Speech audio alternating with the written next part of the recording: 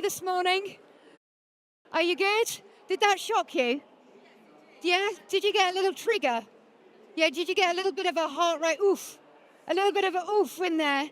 The moment you get an oof, you've just had an emotion. All right? What happens is your muscles, well, they might tighten up or you might get a hormonal change.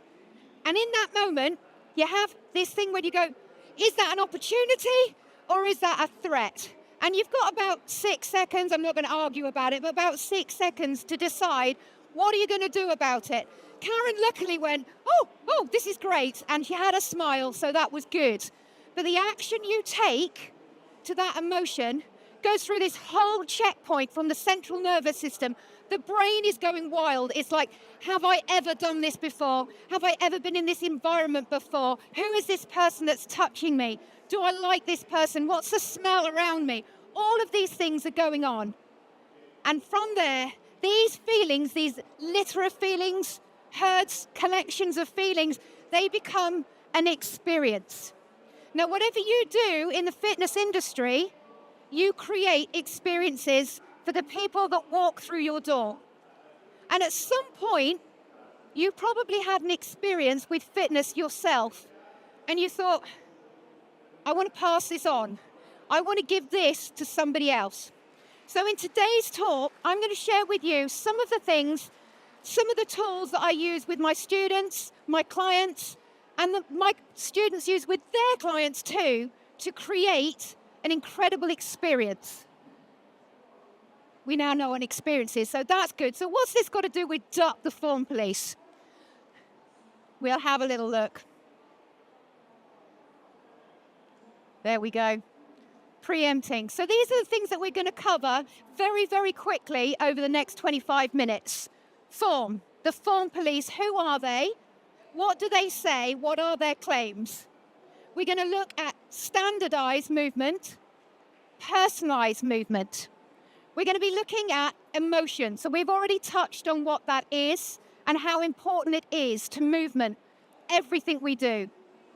And then I don't want you to trust me just because I'm stood up here with a clicker.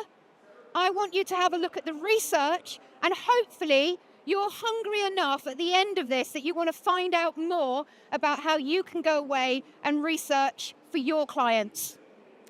And at the end, I'd like you to come at me, literally, well, not too much, but come at me with some questions that you've got. And then very importantly, there's a little QR code at the end, and if you stay with me, you can either get 30 minutes chatting to me or a duck. So make sure you take that clicker at the end. So the Form Police, these are the people that are very strict in the way we should all move. They're the people that rightly want to make sure that we're safe, that we get to our performance goals as quickly as possible. Form is an interesting one, because what does that actually even mean? Is it the form that I'm standing here in, or is it a form that I take? Is it the form that I'm consistently using in order to achieve a movement goal? And is there only one way to achieve that movement goal? Because I was taught that there was only one way to achieve a movement goal. And if you ever join me live on TikTok, you'll see lots of people believe that they can make judgment on my body without asking what life I've been through. Do I have any weird bony bits? Have I been through any strange emotional experiences in my life that might change my unique way of moving? And they will be quite judgy. And that's not right. But it does in fact come from the world of weightlifting. And in the world of weightlifting, it is really important, number one, that you follow the rules of the competition.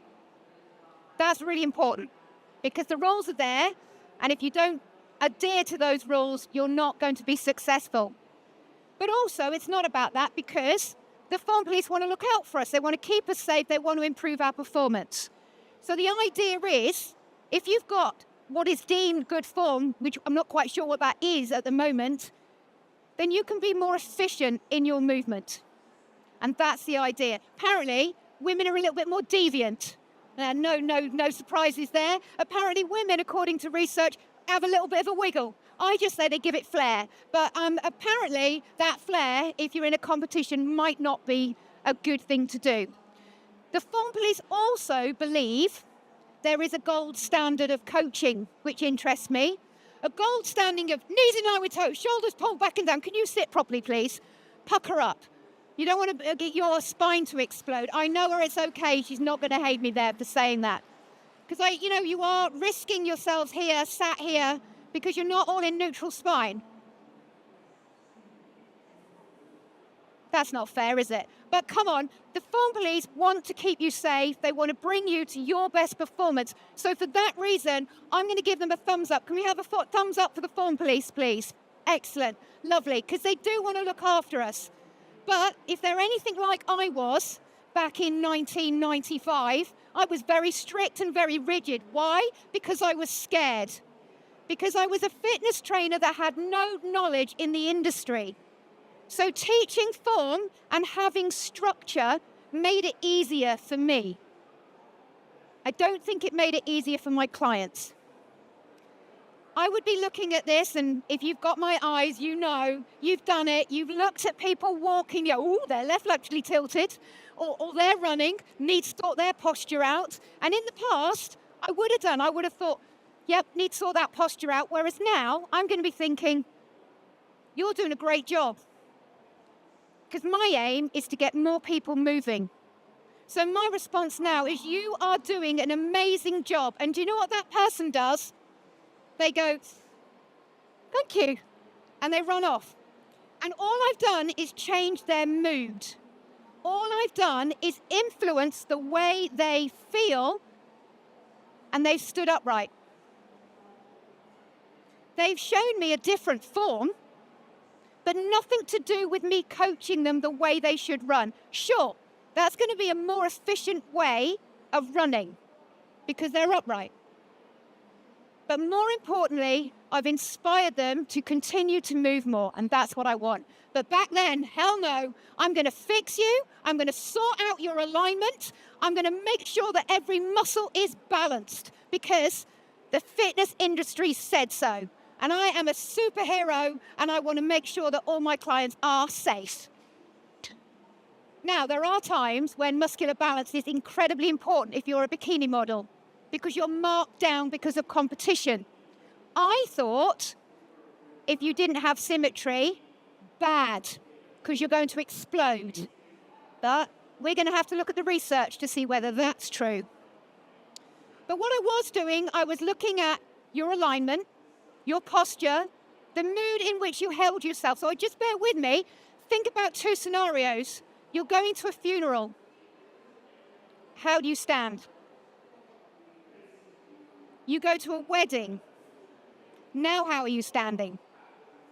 That's just mood. That's just the influence from our surroundings. But no, not back here. Back here, I'm measuring neutral spine.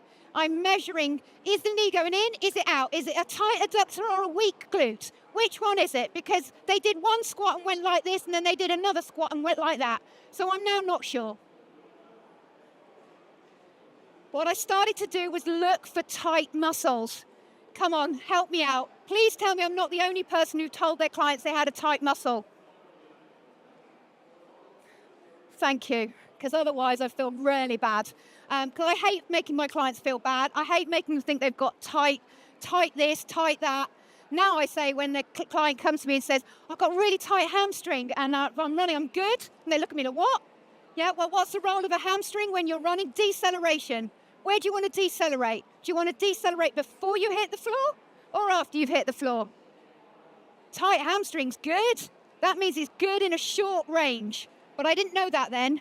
But thankfully, to the fitness industry, they had another course for me. Foam rolling. Well, there we go. That took my time for another year. Fascia release. I even bought the I Am tools. I was scraping all my clients.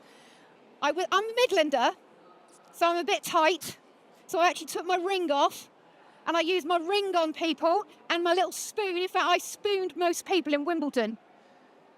I don't think many people can say that, but I spooned my client because I believed that this would keep them safe, and I believed that I could get them to their best performance by influencing their fascia. And then I worried about weak muscles. By the way, if you ever say to me that I'm weak, I'm competitive, I will be triggered, and you will get the Joe Grows growl. Okay, please don't call me weak. But back then, I didn't know any better. Then I met Raf. And it was at this point that I had started working with Faster Health and Fitness and started to develop the Motor Skill Application Specialist course. And everything that Raf needed was not in my level 2, my level 3, or my level 4. Raf has polio and MS, and that's got nothing to do with it. I asked him, what's his goal? What's the outcome that he wants from moving? All he wanted to do was to be able to get out of bed without his wife having to help him or a crane. It turned out he'd quite like to bench press what he used to be able to do when he was at university as well. So that was in there, that was in the bag. But I needed to know, right, what do we do with our jobs? We create an experience. And to work with that experience, all we can do is give the right exercise for the right amount of time, for the right intensity, for the right volume. So we work with biomechanics, super important. But we need to make sure that we're delivering it in a way the client likes within the session and after the session. So that's our experience, our emotion. So just to go through this, because this is massive, it's huge, and it's not taught. All the time, you are getting information from around you that's telling you, did someone just fart next to you? If they did, you probably went in away. Emote to move. All right, you moved away. Why? Because you got that chemical reaction. You went, yeah, they had garlic. Don't want to sit next to that. And from that moment, 6 seconds, it goes through the brain. Have I experienced this before? Was it dangerous? Was it an opportunity? Do I want to get the hell out of here, or do I want to go get that muffin? And within that 6 seconds, you take an action. That action reinforces the feeling. And that collection of feelings creates that experience. Now, I don't have time to go into absolutely everything. This is 20 minutes of a 12-week course. But you do need to know pain. It's a feeling. It comes from an emotion. Fatigue. It's a feeling. It comes from emotion. Performance. It comes from feelings. Comes from emotion. So if we're missing that and we're focusing purely on the biomechanics, we're dealing with dead people. Now, all of my clients are very much living. So I want to make sure that I am working not just with their bones, their bits, their blubber, that we're actually working with their brain. So fortunately, I've got this little system. It's called the Faster Process, and it's going to help me today. Not everything, but this one, research. Because I don't want you to trust me, and please, please, please make sure you take the QR code and ask me for the research, but better still, you go and ask the questions and read it yourself. So we always ask, can I help the client? If not, refer out to a doctor, because we do not guess with pain, all right? We do not guess. We make sure that they have had a diagnosis. From this point on, we go to our research. And then we work out, how do we build the right program for them? And that would be, what set of exercises do we need? Biomechanics. Can they do that set of exercises long enough to get the adaptation that they need? Not that the fitness industry said they needed, but they personally, to them, needed. All of those things require a skill or a movement behavior. What's that? Well, in Motor Skill Application Specialists, we go into that in a lot more depth. But let's just say, we're talking about behavior. We're talking about movement behaviors and what inspires you to make that movement behavior. And to do that, you need a coordination of your inter and intramuscular contractions to happen all at the right time. And you also need to have had the right muscle adaptation to be able to be successful. But that's not what we want the research for, is it? What do we want the research for today? because we want to know what is the best way of preventing an injury and getting our clients closer to performance, because the fitness industry told me it was a standardized approach. They told me it was about barking out direct coaching cues. And so I hit the research. Now, everything is research, everything is evidence-based. The level of evidence differs greatly. So, clinical experience. If I said, according to my clinical experience, red flag. Okay? If we said, well, according to Dr. So-and-so, call to authority, hopefully you were here last year for the fallacies talk. What we do is look at the level of research. For me, I don't take research that's been done on pigs because it gives me a trigger. No, because it's not good enough level research. And what I did discover was it didn't seem to be about a one-size-fits-all. In fact, this study I loved on why aren't we using evidence-based to lift, where it actually took a stoop, a squat, and a semi-squat, and discovered that actually finding your best way of moving is so important, allowing your body to become skillful to be able to select that coordination, intra and intramuscular contractions all at that same time. But I don't want to take just one study. But you know why we were all afraid of neutral spine? Because they took a pig and they smashed its spine 86,400 times. Look at that pig. That is not nice. That gave me a trigger. Okay. What I did find that different movement styles, but they didn't prevent an injury. To prevent an injury, you've got to get really super close to that injury. So if an elephant just dropped out the sky now and landed on me, it probably would injure me because I do not have the ability to handle that load. It's got nothing to do with my form, my movement. It's got to do with that ability to handle load. If you're skiing and a small child goes straight into the side, you've probably taken out your ACL. It's only a small child, but on momentum, that's enough to get your knee. So if you don't have the ability to handle body weight or an external force, you're more likely to get injured. But we can't help luck, right? But we can get our clients to be agile enough that they can move away from falling elephants. The other way of getting closer to predicting an injury is to make sure that you can do a skill in as many different ways as possible. So starting off, learning to move here, do the squat this way, but then I might want to do the squat this way, or then I might want to do the squat that way. Gradually, I'm going to start to build up load. So if you're the sort of person that likes to go to an all-you-can-eat buffet and pull your food in and then eat it until you have a wafer-thin moment and blah, right? You might be the person that wants to build up your weights more gradually because you might be a risk taker. The other thing that's a high predictor is a previous injury.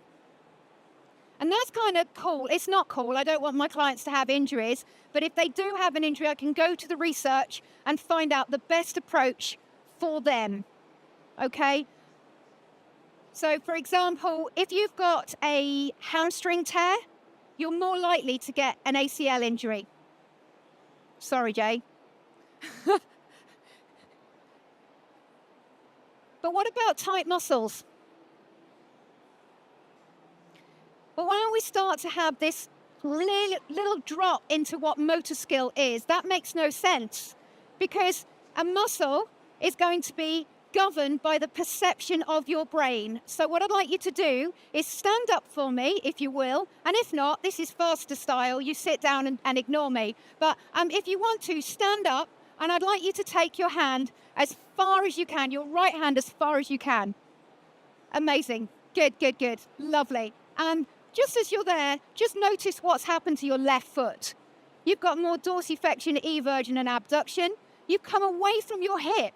You've got external rotation, which is good that I know that with biomechanics because it would mean my client would be missing their glutes And I'll be thinking, oh, why didn't they feel that? That's weird. Now up here, flexion, abduction, external rotation. And your pec's going, can we put my arm down now, please? Okay, you can put your arm down because you're amazing. But what I want you to do before you sit down is I just want you to just poke in here for me there, yeah. You come down, it's a little bit uncomfortable. Yeah. That's not uncomfortable enough. That's it. Well, the smile kicks in and the grimace kicks in. That's it. Lovely. Okay, let that go again. And now what I want you to do is to take your hand. Right, who went further? Yes, you did. I saw that hand. That definitely went further. You can sit down now. Now, this is something that they did get right in level 3 and NASM. Did we just lengthen that muscle? Did we?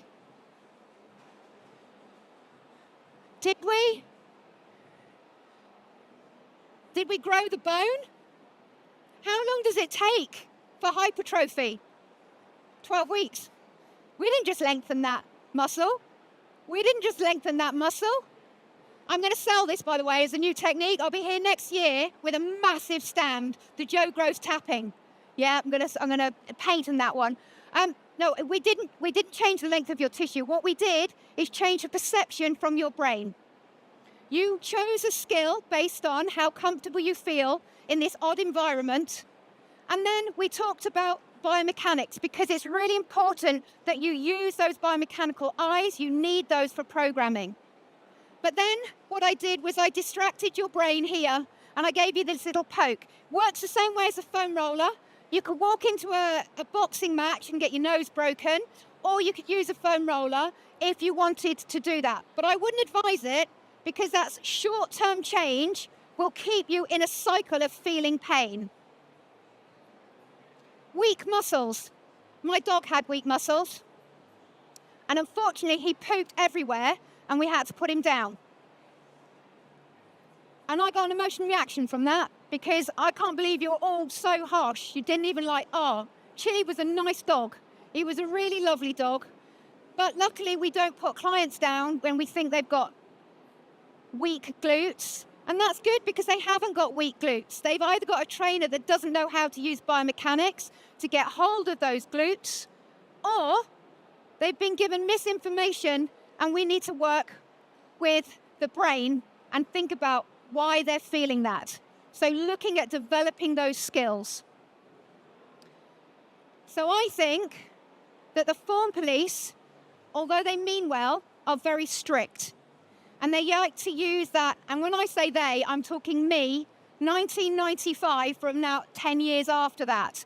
If you came to my body pump class, no way you had time to actually learn the movement, because I was coaching you. I wasn't setting it up and then letting you explore it. Oh no, I was at you like this. Knees, slide, toes, pop your shoulders pulled back, squeeze your glutes. I even used to say as a Pilates trainer, pull your transverse abdominals into 30%. Good luck with that one. Not 29%, not 42%, but 30% transverse, not internal obliques, external obliques. Bonkers. Your clients all have different goals, and we need to find what's important to their movement goal. Luckily, I no longer fear spinal flexion, which is good, because I love doing Tough Mudders and Spartans. And also, if anybody's ever had children, you know it is absolutely impossible to go to the cot at 4 a.m. in the morning and go, it's not going to happen. You're there. Yeah, right, that's it. So you need to get skillful. This is Bruce Wells, and she's a CrossFitter, deemed by the form police to have awful form. She has no injuries, she's amazing, but hopefully you're going, Joe, that's a red flag, because it's an N=1. Nadal, tennis season is upon us. Nadal has apparently the best form for tennis. He has knee injuries and back injuries. A one-size standardized way of movement does not prevent an injury. This is Liz, and she is one of our faster trainer experts clients. She's a champion power lifter. She is probably the only person I know that actually has the ability to select a movement behavior, a motor skill, that coordination of intra and intramuscular contractions with that ability of her muscle strength and ability to be successful. The only person I know. So she requires a more standardized approach. However, she can still benefit from amazing coaches like Charlie. Coaches that allow her to find her best movement by setting targets, by using games, by using rules that are set up prior to the task. Yeah. This is me, and I don't have the same skills as Liz, but I do like to pick up my Atlas ball, and I do like to pick up my kids. So I want you to take away today that I'm not saying that biomechanics isn't important. It is. But the form police base the way we should all move purely on a biomechanical laws of physics approach, which neglects the human inside. And if we want to influence people, get them moving, we need to remove the fear, and we need to find a way of helping them select their best way of moving. There is so much. So I'm going to whip through this. We've got 2 minutes, and I need to get you to answer some questions. So we've got sleep. We know that. How do you feel about dancing late nights? Does it do you well? Does it make you feel awesome? You're going to have to come to the course, because we can go into this in much more detail. What's your coach like? Are they directing orders? Are they creating games that make it super fun and exciting? Are they enabling you to be, are they being a teacher 1 minute? Ooh, what's that? Felt like the floor's going to, is that somebody's lunch? Okay, so what sort of coach are you going to be? Are you the friend? Are you the foe? What did you have for dinner last night? Did it affect your stomach? All of that's going to influence you. The weather. How you respond to competition. Some people love it. Some people hate it. This is Raf. Can you hear the music? Yep. Remember, his goals were to be able to move, get out of bed. His son has a lot of Lego, so he needs to be able to maneuver across the Lego. He's a maths teacher, and he was absolutely gutted that I beat him 3 weeks in a row in Connect 4. And so he came back, and his son said to him, "Dad, you have to beat Joe at Connect 4 this week." His ego was really bruised that he didn't. So we're selecting the exercises for him that he loves. Because my only goal is my client comes back. Nobody ever changed their life on one training session. Hooray! Are you happy to see the small? So cute. So he went home with his little schmall. So whatever your goal is, the priority is create the environment that allows them to find their success. Don't be the person that forces them to move in a one-size way. Be the person that allows them to find their best success and then hold them to it through your coaching skills. You've been amazing, and I hope that after this talk, you want to know a little bit more about the research process that we go through, how we can influence motor skills, and how we can all inspire people to move more. Please make sure you click here where you can get either a cute duck or 30 minutes with me where I can give you a little bit more information about motor skill application specialist. Thank you very much.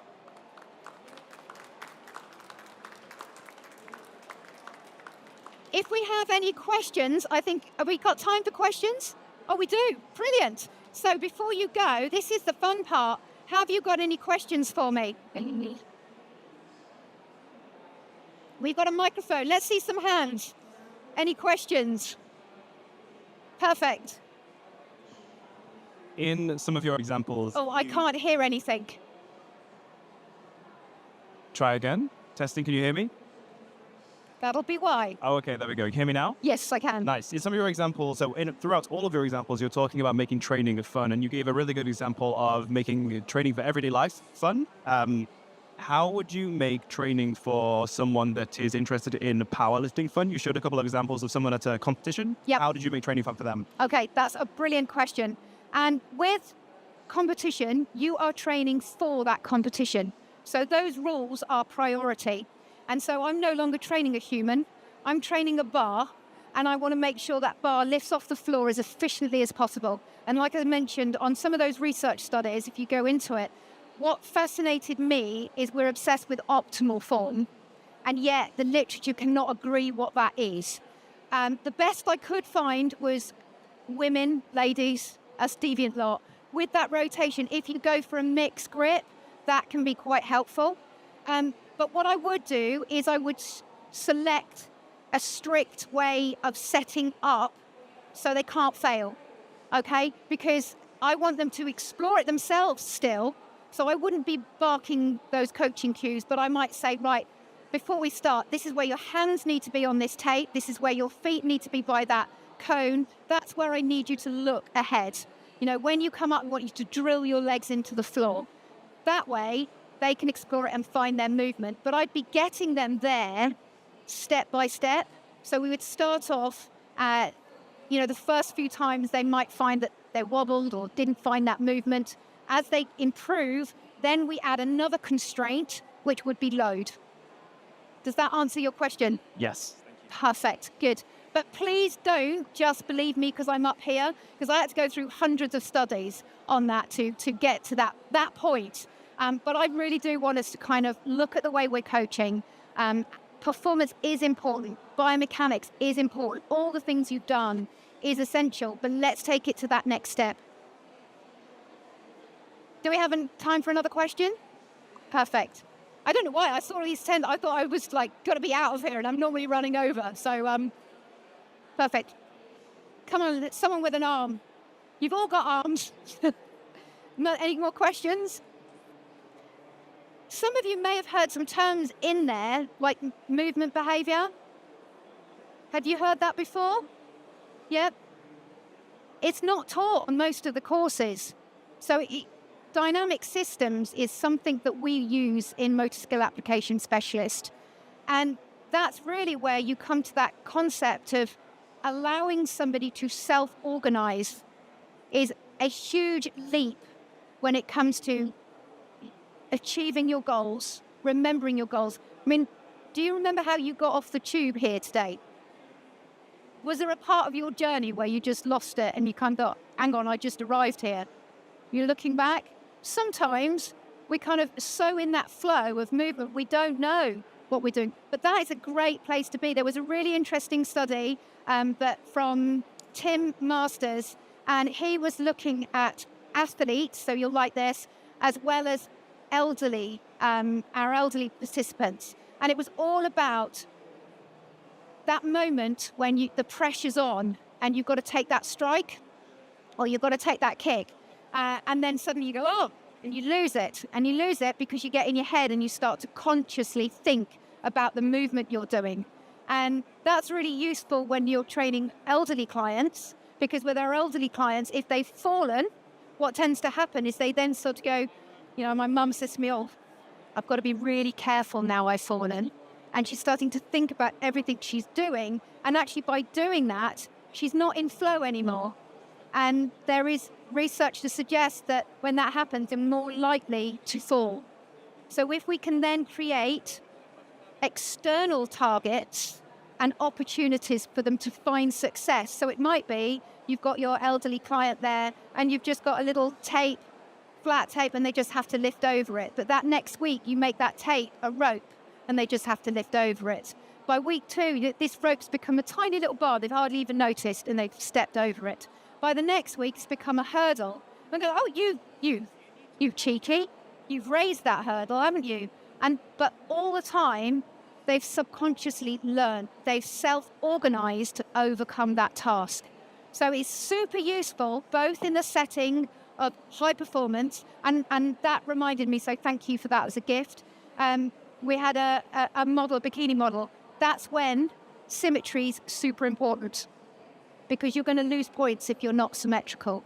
The study showed on athletes that the successful athletes are more asymmetrical. So I was a nightmare in the 90s trying to fix everybody. I should have just been kept in a box. How are we doing on time? Do we have any more questions? No? That's it? So I hope, have you all taken this? Because these ducks, they're in a row and they're so cute. So message me, click on that link there. And if you do have any questions about motor skill application specialist as well, I'm happy to take those. I'll be around if somebody doesn't want to reach out. Thank you very much.